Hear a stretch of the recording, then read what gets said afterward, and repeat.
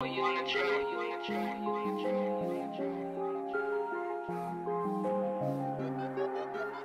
c'est quoi les 7 aliments qu'il faut absolument consommer en bio?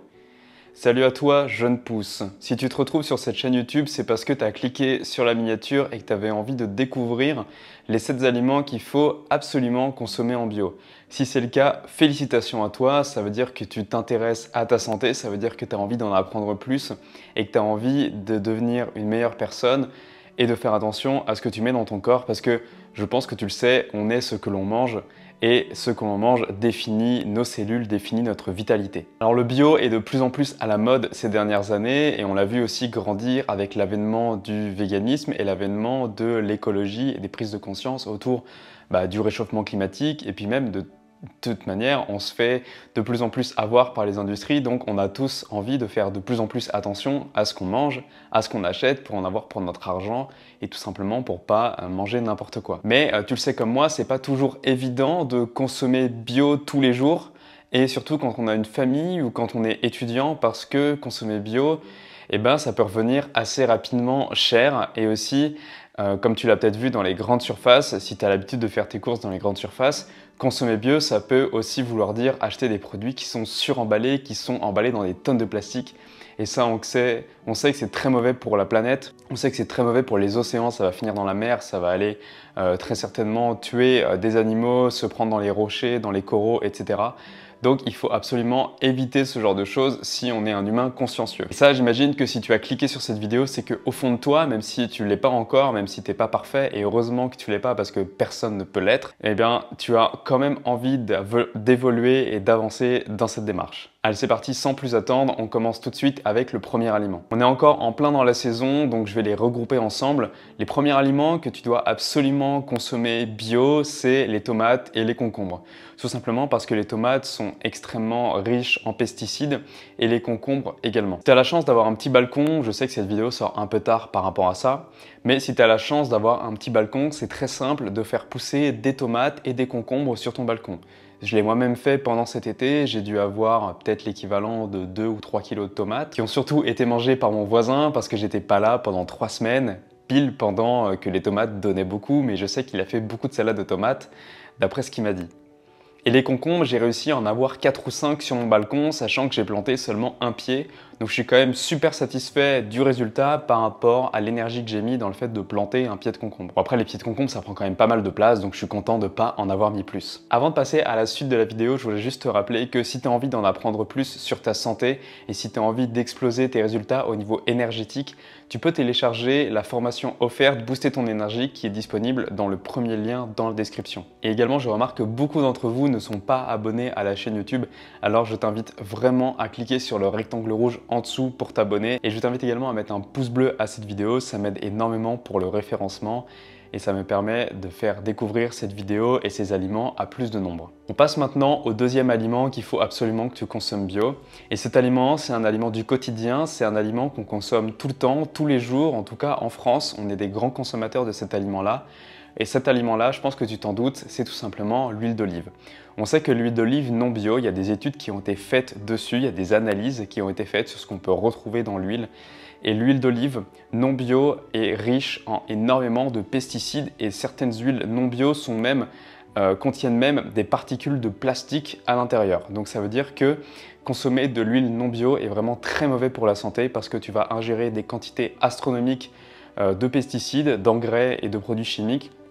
Mais également, tu vas aussi ingérer des particules de plastique qui sont très mauvaises pour ton système dans sa globalité et pour tes organes. Alors évidemment, tous ces produits que je vais te présenter, tu peux facilement les retrouver en grande surface, comme je te l'ai dit. Et d'ailleurs, reste bien jusqu'à la fin, je vais te donner une autre astuce pour si tu n'as pas les moyens d'acheter bio, tu verras que tu vas pouvoir contrebalancer le fait de ne pas acheter bio grâce à cette astuce-là, ce qui sera quand même tout à fait bénéfique pour ta santé. Les troisièmes aliments que je t'invite vraiment à consommer bio, ce sont les pêches et les nectarines. Tout simplement parce que les pêches et les nectarines sont des produits qui sont très difficilement cultivables non bio. C'est pour ça qu'ils sont riches en pesticides quand tu les achètes non bio. Alors les acheter bio, je sais que c'est pas donné à toutes les bourses. Moi-même pour le coup, je suis pas parfait à ce niveau-là. Je les achète non bio parce que j'ai décidé tout simplement de sacrifier un tout petit peu de ma santé sur les pêches et les nectarines, parce que entre payer 3 € le kilo et payer 5, 6 voire 7 € le kilo, c'est quand même 2 fois plus cher, donc c'est pas forcément réservé à toutes les bourses. Mais tu peux de temps en temps te faire plaisir, et c'est ce que je fais de temps en temps, c'est m'acheter une ou deux nectarines ou une ou deux pêches, plutôt que de m'acheter des kilos et d'être dans la surabondance de pêches et de nectarines. Et bien finalement je vais en manger un peu moins, mais je vais en acheter de temps en temps bio, et je vais vraiment savourer la qualité d'un produit local et qui n'a pas de pesticides, donc je peux même éviter de la nettoyer, de la laver, je peux la manger directement comme ça en la croquant. Le quatrième aliment qu'il faut que tu évites de consommer non bio, ce sont les pommes de terre. Et nous, en France, on est le premier pays au monde, ou en tout cas le premier pays européen consommateur de pommes de terre. On consomme énormément de pommes de terre, même devant la Belgique. Pourtant, la Belgique est réputée pour les frites, mais finalement, en France, on a tendance à consommer beaucoup plus de pommes de terre. Alors ce chiffre, il est rapporté au pourcentage de la population parce que, évidemment, on est beaucoup plus nombreux en France, on est 6 à 7 fois plus nombreux en France qu'en Belgique, donc on ne pourrait pas comparer les chiffres juste sur le nombre d'habitants. Tu vois ce que je veux dire. Les pommes de terre, en fait, non bio, sont riches en pesticides parce que pour éviter que les tubercules s'abîment pendant la pousse et pendant le développement des racines, on les asperge tout simplement de beaucoup d'engrais et beaucoup de pesticides, donc pour tuer les insectes qui viendraient tuer les pommes de terre. Et une fois qu'on les a récupérés, on vient les pulvériser d'un anti-germinatoire, donc c'est pour empêcher que les pommes de terre ne germent, tout simplement quand elles sont stockées dans les hangars ou quand tu vas les stocker chez toi. Tu sais, les germes, c'est l'espèce de truc un petit peu dégueulasse qui sort de la pomme de terre quand tu le conserves chez toi et que tu l'as pas bien mis à l'abri de la lumière. Donc ça prend pas trop longtemps, tu peux même te mettre un petit rappel une fois par semaine pour enlever les germes sur tes patates bio. Et crois-moi, il suffit de les conserver dans un placard bien à l'abri de la lumière et même dans un carton, moi c'est ce que je fais, pour éviter d'avoir des germes qui se développent assez vite et d'avoir le temps de manger les pommes de terre avant qu'elles aient germé. Cinquième aliment qu'il faut absolument que tu consommes bio, ce sont tout ce qui est céréales complètes. Alors le pain complet, les pâtes complètes, etc., il faut absolument que tu les consommes bio pour la simple et bonne raison que une céréale complète, c'est une céréale dont on a laissé l'enveloppe. Tu sais que les pâtes blanches sont blanches parce qu'on a retiré l'enveloppe. Ça a deux avantages. Ça a un avantage et un inconvénient. L'avantage, je vais commencer par l'inconvénient. L'inconvénient, c'est qu'on enlève la partie très riche en fibres qui est très bonne pour la santé et pour le système digestif. Donc ça, c'est le désavantage. Mais par contre, ça la rend plus facilement digestible, ça permet aussi d'une cuisson plus rapide. Et finalement, l'avantage derrière tout ça, c'est que la partie extérieure, c'est la partie qui reçoit le pesticide directement. Donc quand on l'enlève, la partie qui est en dessous n'a pas reçu directement de pesticide. Donc si tu veux consommer des pâtes non bio, consomme-les surtout non complètes. Ce qui est finalement très mauvais pour la santé sur le long terme, mais c'est une meilleure alternative que de consommer des pâtes complètes non bio. Alors si tu les consommes complètes, ce qui est très bon pour la santé, moi je t'invite pas forcément à consommer toujours des pâtes complètes parce que ça peut être plus dur à digérer pour certaines personnes, et puis suivant le plat que tu as envie de faire, ça peut tout simplement ne pas te convenir.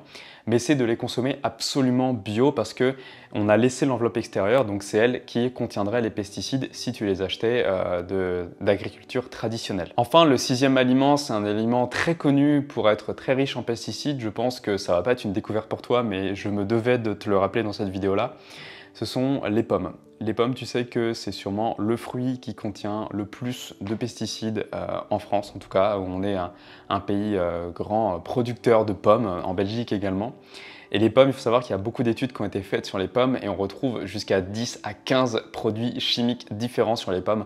Certaines personnes qui travaillent dans les pommes avaient même témoigné, j'avais vu ça dans un reportage une fois, avaient témoigné que certaines pommes sont tellement noires qu'ils sont obligés de les nettoyer et de les laver avant de les mettre dans le circuit de grande distribution. Et enfin maintenant, le dernier ingrédient, le dernier aliment que je t'invite vraiment à consommer bio, c'est tout simplement le raisin. Alors il faut savoir que le raisin est beaucoup traité parce qu'il y a beaucoup de maladies, et j'ai pu le voir par chez moi parce que j'habite dans une région où on fait du champagne. J'habite dans le sud de l'Aisne, dans la pointe de l'Aisne en France, là où on fait du champagne. Enfin, quand je dis j'habite, vous savez que j'habite en Belgique, donc c'est là où j'ai grandi et c'est où mes parents habitent encore. Et comme j'y retourne de temps en temps, c'est vrai que inconsciemment je dis que j'y habite. Et donc là-bas, ce que j'ai pu constater, c'est qu'il y avait des parcelles bio et des parcelles non bio et des parcelles bio et des parcelles non bio. Je pense que les agriculteurs, qu'on appelle des vignerons, font des tests là-bas. Et ce que j'ai pu remarquer, c'est que les parcelles non bio, eh ben, elles étaient parfaites, il n'y avait aucune feuille de morte. Par contre, les parcelles bio étaient complètement détruites. Parce que cette année, il y a eu beaucoup de maladies, il y a eu beaucoup d'insectes. Ce que j'ai également pu remarquer finalement, c'est qu'entre la parcelle bio et la parcelle non bio, qui étaient vraiment très proches les unes des autres, elles étaient littéralement à un rang d'écart, donc elles étaient collées. On a vu que les parcelles non bio et les parcelles bio, on avait vraiment une délimitation entre les deux, ce qui prouverait que finalement, les pesticides mis sur la parcelle non bio ne vont pas sur la parcelle bio. Donc ça, personnellement, je trouve que ça remet en considération également tout le discours qu'on peut entendre autour des gens qui disent que consommer bio ça sert à rien parce que si à côté on a une culture non bio, eh ben on va quand même manger des pesticides. Moi ce que j'ai remarqué c'est que les cultures bio étaient complètement dévastées alors que la culture non bio qui était juste à côté était complètement intacte. Alors là, tu vois, on atteint une limite du bio et du non-bio, donc du conventionnel et du biologique. C'est-à-dire qu'on ne pourra jamais atteindre dans la démarche qu'on a à l'heure actuelle de nourrir en surabondance toute la planète, on ne pourra jamais atteindre le non-bio partout. Le bio partout, je voulais dire, parce que le non-bio ayant quand même utile, surtout selon certaines régions de France où le climat est plus dur, selon les maladies, etc. Mais je suis persuadé que sur le long terme, en se tournant vers des agriculteurs locaux, vers des productions locales, on aura moyen de tous retourner vers une agriculture en tout cas plus raisonnée, même si elle n'utilise pas forcément zéro pesticide, peut-être qu'il y en aura un petit peu, mais il y en aura de manière raisonnée, ce qui sera toujours mieux que ce que fait l'agriculture conventionnelle à l'heure actuelle. Alors on en vient à l'astuce que je voulais te donner tout à l'heure si tu as très peu de budget, mais que tu as quand même envie de faire attention à ta santé et à ton alimentation, et bien plutôt que de te tourner nécessairement vers le bio qui peut être hors de prix pour toi, ou d'aller sur du bio de grande surface qui n'est pas forcément idéal parce que tu vas produire du déchet qui va très certainement finir dans la mer, ou en tout cas qui va tout simplement devoir être brûlé, donc qui produit du déchet, tout simplement de la pollution, eh bien c'est de te tourner vers des producteurs locaux, des producteurs locaux, c'est d'aller dans des marchés locaux, tous les dimanches, tous les mercredis, tous les jeudis, ça dépend de là où tu habites. Moi je t'invite à te renseigner sur le site de ta commune ou même d'aller tout simplement sur Google et de taper marché local avec le nom de ta ville et tu devrais trouver un marché. Alors l'avantage de ces marchés-là, c'est que souvent tu vas avoir des fermes locales et des agriculteurs locaux qui viennent vendre des produits que eux-mêmes cultivent localement. Donc c'est une bonne alternative parce que tu vas t'y retrouver au niveau du prix et comme c'est local, ils n'ont pas besoin de rentrer dans la grande distribution, donc ils vont avoir en tout cas des histoires de calibre, de productivité, de rentabilité qui sont moindres et donc ils peuvent avoir déjà un meilleur salaire et surtout peut-être parfois utiliser beaucoup moins d'engrais et de pesticides. Je vais te rajouter maintenant quelques mentions spéciales que je me devais absolument de te citer. Je vais commencer par les carottes. Il faut savoir que les carottes bio et les carottes non bio sont quasiment au même prix. Donc je t'invite vraiment à te tourner vers les carottes bio parce que ça ne te coûte pas plus cher, c'est le même prix, ça va peut-être te coûter quelques centimes de plus au kilo, mais on n'est pas comme sur les nectarines où on fait du x2, là on va rajouter peut-être 5, 10, 15 centimes le kilo, ce qui est honnête pour n'importe quelle bourse. Même un étudiant, je pense, peut faire ce sacrifice-là pour accéder à des carottes biologiques. Toutes les salades et tous les légumes à feuilles également, je t'invite à les consommer bio si tu le peux. Alors souvent c'est plus cher, donc je sais que c'est pas forcément évident, mais il faut savoir que les salades par exemple, c'est très facile de les faire pousser en pot chez toi ou sur un balcon tout simplement. Moi j'avais acheté des salades à couper et franchement c'était super bien. J'avais même acheté des salades traditionnelles, de la feuille de chêne tout simplement. J'ai mis dans un pot et je l'ai arrosé régulièrement et puis quand j'avais besoin, j'allais couper 2-3 feuilles et je les ajoutais dans ma salade ou je les mangeais comme ça directement après les avoir passées sous l'eau ou pas d'ailleurs. Tu n'es même pas obligé, si tu les fais pousser à l'intérieur, tu n'es même pas forcément obligé de les nettoyer si tu estimes que c'est suffisamment propre chez toi. Et ça peut être une alternative facile si tu ne peux pas les acheter bio parce que ça peut être cher, notamment les épinards, etc. Tu peux au moins faire pousser tes salades chez toi. Ensuite, les poivrons et les fraises. Mention spéciale également pour ces deux-là. Je sais que c'est la saison des poivrons. Les fraises, ça vient de se terminer, si je ne dis pas de bêtises. Malheureusement, les fraises et les poivrons non bio souvent sont beaucoup traités, surtout les poivrons. Par contre, les poivrons bio, c'est vrai qu'ils sont souvent assez chers, entre 2 et 3 fois plus chers que les poivrons de culture traditionnelle. Donc là, c'est en fonction de ton budget, c'est en fonction de ta bourse, c'est en fonction de tes envies et je ne peux pas te forcer à ne pas manger des poivrons traditionnels. Moi-même, j'achète souvent des poivrons d'agriculture traditionnelle parce que les poivrons bio, en tout cas en grande surface, sont très chers. Ils sont des fois un peu moins chers en magasin bio. Donc voilà, jeune pouce, maintenant cette vidéo elle est terminée. Comme je te l'ai dit tout à l'heure, si tu veux m'aider à grandir sur cette chaîne YouTube, je t'invite à t'abonner. Si tu veux également en apprendre plus et recevoir à chaque fois une notification quand une nouvelle vidéo sort pour améliorer ta santé, eh bien, clique sur le rectangle rouge et sur la petite cloche. Laisse également un pouce en l'air pour indiquer à YouTube que cette vidéo t'a plu pour qu'il la mette en avant. Ça aide beaucoup pour le référencement de cette vidéo. Moi je te dis à la prochaine, je te souhaite de passer une excellente journée et surtout mange et vis en conscience. Allez, salut jeune pouce.